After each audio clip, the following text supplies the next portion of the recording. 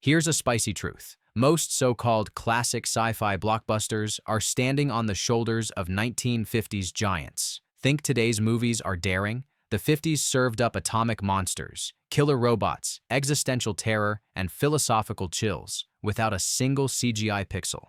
But how many of these retro game changers do you actually know by heart? Get ready for abductions, paranoia, and enough wild imagination to melt your popcorn. Are you sure you're ready to see where real sci-fi began? Careful, some of these might just rewrite your movie DNA. The Day the Earth Stood Still, 1951. Klaatu Barada Nikto.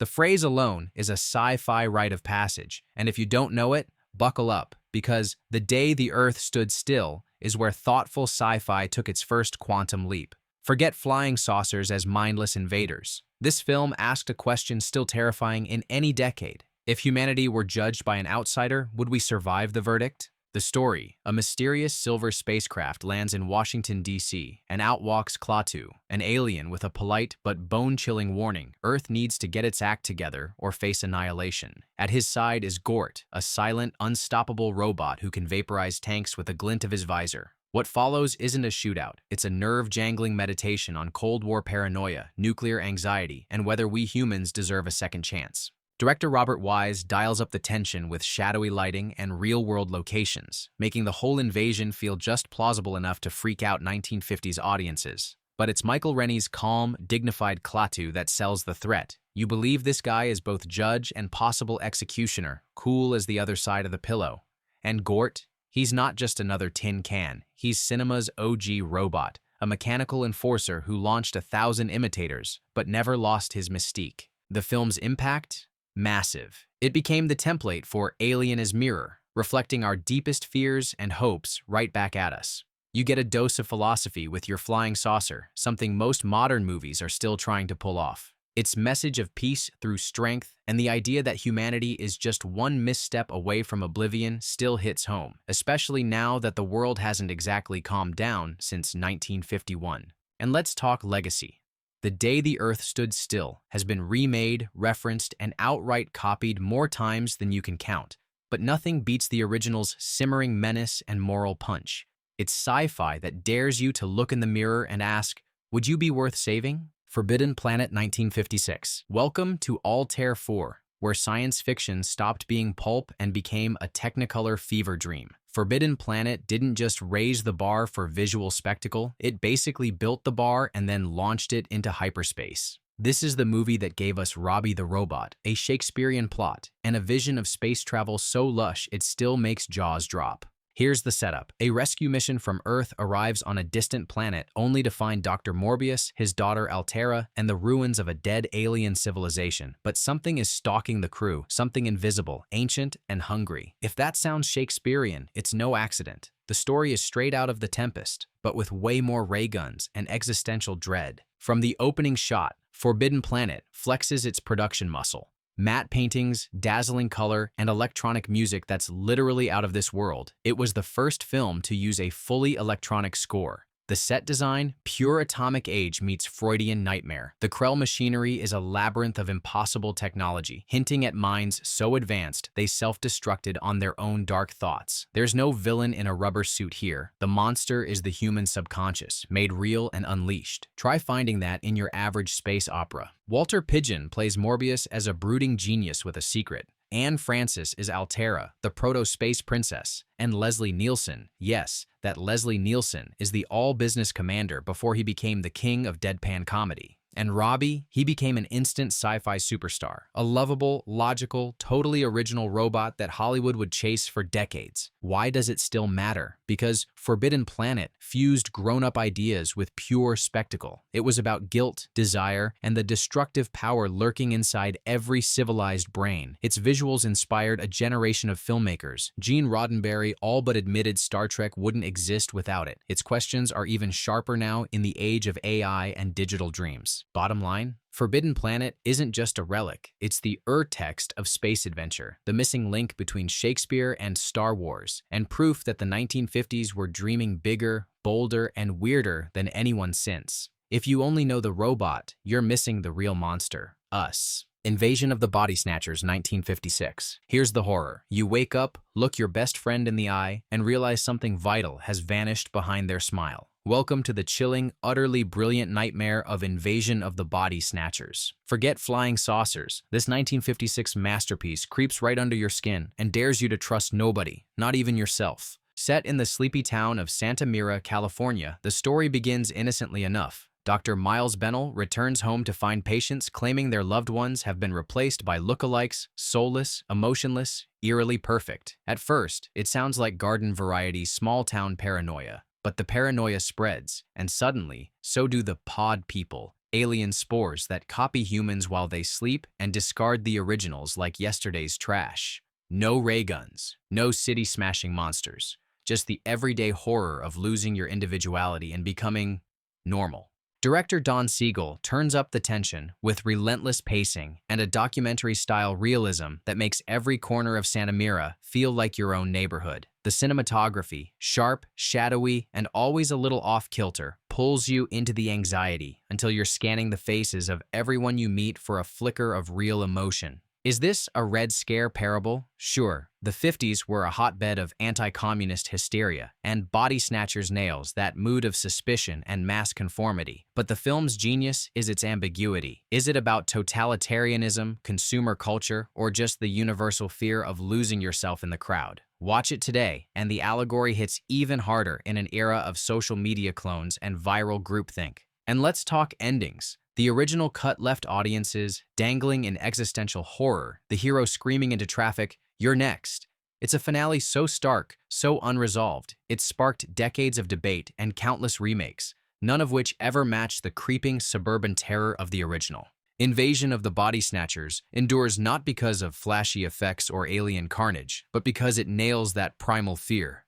What if the people you love most stop being themselves? What if, one morning, you do too? It's not just sci-fi, it's a Rorschach test for whatever scares us most about the world, right now. The War of the Worlds, 1953. Martians land, and the apocalypse is televised in full, blazing Technicolor. The War of the Worlds didn't just bring H.G. Wells's 19th century classic into the atomic age, it weaponized it, setting the gold standard for doomsday spectacle and reminding the world that no force, not even the bomb, could save us from a truly alien threat. From its opening seconds, this film doesn't waste time with shadowy glimpses or slow-burn tension. Nope, meteorites crash, heat rays zap, and soon Martian war machines are incinerating everything in their path. Those sinister tripods, reimagined as floating death machines with cobra-like necks, glide through small-town America, frying tanks, leveling cities, and scattering terrified crowds in every direction. Director Byron Haskin knew exactly what he was doing, making disaster look spectacular. The special effects, groundbreaking for 1953, remain jaw-dropping. Martian rays that disintegrate buildings, ships vaporized in mid-battle, and that unforgettable unscrewing of the first alien cylinder, which turned every moviegoer's spine to ice. And let's not forget the chilling electronic sound of the Martian weapon, one of the most iconic noises in cinema, still imitated in films and games decades later. But it isn't just spectacle for spectacle's sake. Gene Barry's everyman scientist anchors the chaos, torn between hope and despair as every human defense falls. There's a pulse-pounding urgency here, a sense that the world might actually end, and that our technology, so new and shiny in the atomic era, is hopelessly outmatched. When the US military resorts to dropping an atomic bomb and it does nothing, you can almost hear the audience's collective gasp. And at the center of it all, faith, desperation, and the final desperate hope that something greater than ourselves can save us. The resolution, faithful to Wells's novel, is as much a philosophical slap as a narrative twist. It's not firepower that wins the day, but the most unlikely forces, nature and fate. The War of the Worlds is more than a monster movie. It's the big bang of cinematic disaster, a cautionary tale with the volume cranked to 11. Its influence stretches from Spielberg's Independence Day to every big-budget alien invasion you've ever seen. But none of them have ever matched the raw, apocalyptic power of that first Martian blast. Them, 1954. Giant ants. That's right, giant, radioactive, people-eating ants. If you think that sounds ridiculous, you clearly haven't watched Them, the granddaddy of all atomic monster movies and the flick that made America check its picnic baskets twice. Released in 1954, Them turned Cold War anxiety into nightmare fuel and spawned a whole subgenre of creatures gone berserk cinema. The film opens in the blistering New Mexico desert. Two cops stumble upon a traumatized little girl. Her family vanished, their trailer ripped apart. The only clue? A strange, high-pitched sound and enormous, sugar-crazed footprints. Soon, the truth emerges. Atomic testing has created a race of ants the size of Buicks, and they're not here to build sandcastles. Director Gordon Douglas shoots the early scenes like a noir thriller, full of shadows, suspicion, and tension so thick you can snap it like a twig. Then the ants arrive. They're practical effects, sure, but they're still deeply creepy. Twitching antennae, mandibles snapping, eyes that glint in the dark. The first time one appears out of the desert haze, audiences in 1954 practically jumped out of their seats. And honestly, that moment still works. But Them isn't just about monster mayhem. It's a police procedural, a science mystery, and a full-throttle disaster movie rolled into one. Scientists, soldiers, and cops form a makeshift task force, tracing the ants from desert nests to the sewers beneath Los Angeles. The climactic tunnel showdown, flamethrowers blazing, ants swarming, is pure cinematic adrenaline. And let's not ignore the subtext. Them is atomic dread with antennae. The ants are nature's revenge for mankind's meddling, a metaphor for consequences spiraling out of control. Every scene crackles with post-war anxiety, with characters warning that today's mutation could be tomorrow's apocalypse. The film's legacy? Huge. It kicked off the entire big bug craze, inspired everything from Tarantula to Empire of the Ants, and set the tone for a decade of creature features. But none matched the taut pacing, creeping dread, and sly wit of the original. If you're only going to watch one movie about killer ants, make it this one. Just don't blame me if you start eyeing every anthill like it's Cher. The Incredible Shrinking Man, 1957. Picture this. You wake up one morning and realize your clothes are too big, the furniture towers over you, and that house cat, now it's a saber-toothed predator. Welcome to the existential funhouse of The Incredible Shrinking Man, a movie that takes science gone wrong and spins it into a mind-bending, heart-pounding fable about what it means to be human.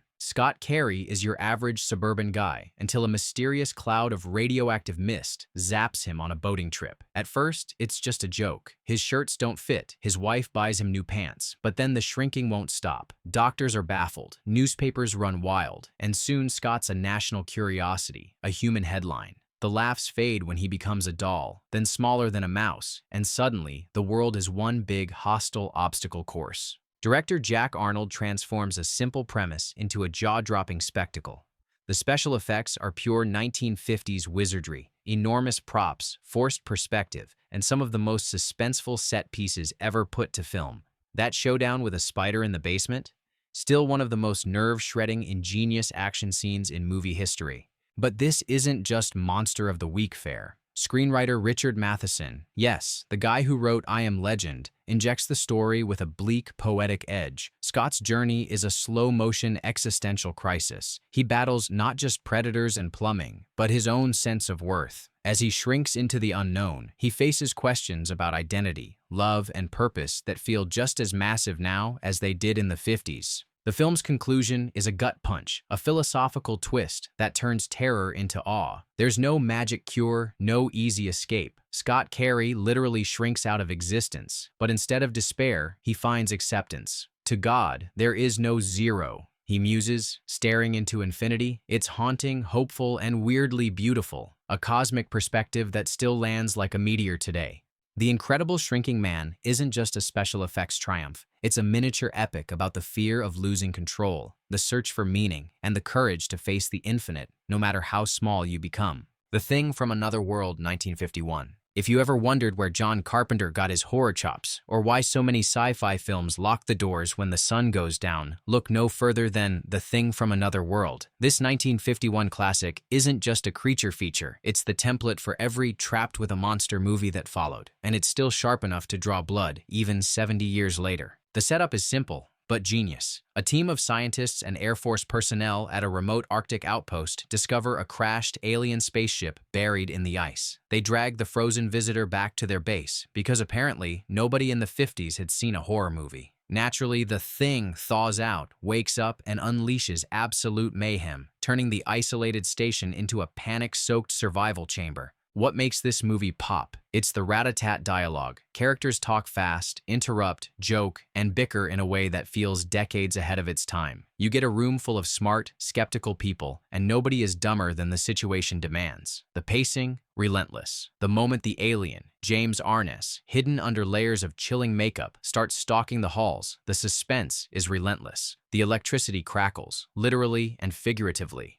Director Christian Nyby, with legendary producer Howard Hawks pulling the strings, knew how to squeeze every ounce of tension out of a cold, claustrophobic setting. The thing is less a monster and more an unstoppable force, a blood-drinking vegetable, seriously immune to bullets, that wants to turn Earth into a farm for its species. Sound silly? It's played so straight and so smart. You never laugh when you're supposed to be scared. There's sly social commentary, too. Science versus military. Logic versus survival instinct, man versus nature. Who do you trust when everything is at stake? The film never lets you relax, and when the final battle comes, complete with a showdown using electrified wires, it's a fist-pumping, sweaty-palmed blast. The movie ends with a warning that still feels timely: watch the skies. And with good reason, Hollywood's been riffing on this icy nightmare ever since. The Thing from Another World isn't just a relic. It's the granddaddy of isolation horror, the spark that lit Carpenter's later masterpiece, and the reason you check your freezer before bedtime. 20,000 Leagues Under the Sea, 1954. Dive deep, way deeper than you'd expect from 1950s Hollywood, and you'll find 20,000 Leagues Under the Sea, Disney's first ever live-action sci-fi spectacle, adapted from the fevered imagination of Jules Verne. If you thought sci-fi was all spaceships and Martian ray guns, this undersea epic will rock your boat. James Mason's Captain Nemo is a tormented anti-hero, with more edge than half of today's Marvel roster. His Nautilus, part submarine, part steampunk nightmare, is an engineering marvel, a Victorian fortress gliding through dark, shark-infested depths. Toss in Kirk Douglas as the brawny, banjo-playing harpooner Ned Land, plus a brainy scientist and his loyal assistant, and you've got a clash of personalities that fuels the narrative as much as the sea monsters. What made 20,000 Leagues a game-changer? Let's start with the practical effects. The epic battle with the giant squid remains a high watermark, pun intended, for on-screen creature combat. The set flooded, the cast nearly drowned, and Walt Disney himself demanded reshoots to get the right lighting and ferocity. The payoff? Pure movie magic. Those scenes of the Nautilus gliding past underwater ruins, its windows lit by glowing sea creatures, are still mesmerizing. But this is more than spectacle. The movie's themes, anti-war sentiment, the price of revenge, mankind's uneasy relationship with nature, give it real bite. Captain Nemo's quest is personal and tragic, not cartoon villainy. He's a visionary and a victim, his world as beautiful as it is haunted. And the ending? It leaves you wondering whether Nemo is a monster, a martyr, or something in between. Disney proved with 20,000 Leagues that science fiction could be lush, literate, and loaded with soul, not just cheap thrills. The film's influence is everywhere, from later Bond villains to every big-screen submarine adventure. So if you think underwater equals underwhelming, watch this and prepare to have your expectations blown out of the water. Destination Moon, 1950. Forget about moon landings as historical events. Destination Moon made them cinematic fantasy almost 20 years before Neil Armstrong ever took a step. This is the film that dared to treat space travel like science, not just spectacle, and ended up rocketing Hollywood into a whole new orbit. Helmed by Irving Pitchell and written by sci-fi legend Robert A. Heinlein, Destination Moon doesn't bother with bug-eyed aliens or cosmic lasers. Instead, it tells the story of American engineers and businessmen pooling their resources to build and launch the first rocket to the moon. The race isn't against invaders, it's against bureaucracy, public skepticism, and the terrifying unknown of space. What stands out is the film's commitment to realism. There's a now famous animated segment voiced by Woody Woodpecker, no less, explaining rocket propulsion to the audience, because in 1950, nobody really knew how any of this worked. The training sequences, the engineering challenges, and even the gravity problems are all handled with an attention to scientific detail that was groundbreaking at the time. The effects? Nominated for an Oscar and still charming. The lunar surface, the spacecraft interiors, the spacesuits, all beautifully designed and surprisingly accurate for the era. When the astronauts land, it's not a moment of chest-thumping nationalism. It's a small, sweaty, uncertain step. And when the mission almost fails due to fuel calculations, the drama feels real, not manufactured. Destination Moon wasn't just a hit, it set the tone for every realistic space movie that followed. It inspired kids and grown-ups alike to look at the stars and see possibility, not just fantasy.